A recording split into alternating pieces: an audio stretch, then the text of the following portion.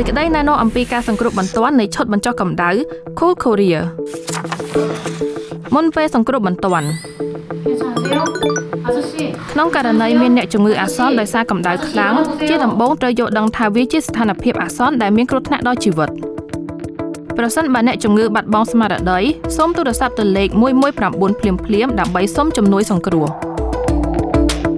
ទី1ការបញ្ចុះកម្ដៅពេញរាងកាយក្រណាត់ត្រជាក់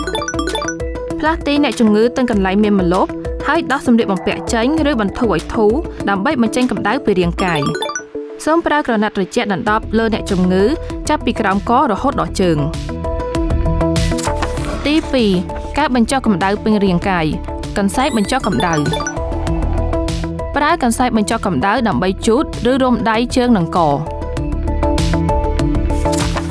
ទី3កញ្ចប់ស្អំត្រជាក់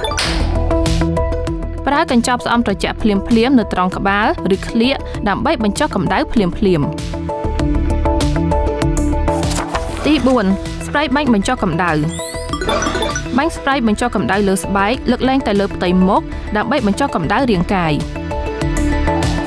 ទី5ការការពារកម្ដៅថ្ងៃប្រើផ្ទាំងបាំងកម្ដៅថ្ងៃសង្គ្រោះបន្ទាន់ដើម្បីបាំងពន្លឺព្រះអាទិត្យនិងបង្កើតម្លប់ទី6ការបំពេញជាតិទឹកនិងជាតិក្លូយកូសប្រសិនបើអ្នកជំងឺមានស្មារតីច្បាស់លាស់គួរឲ្យបរិភោគភេសជ្ជៈជួយបំបត្តិកម្ដៅនិងគ្រាប់ក្លូយកូសការបំពេញជាតិទឹកនិងជាតិស្ករជួយឲ្យអ្នកជំងឺមានសភាពធូរស្រាលបានឆាប់សេចក្តីណែនាំអំពីការសង្គ្រោះបន្ទាន់នៃឈុតបញ្ចុះកម្ដៅ Cool Courier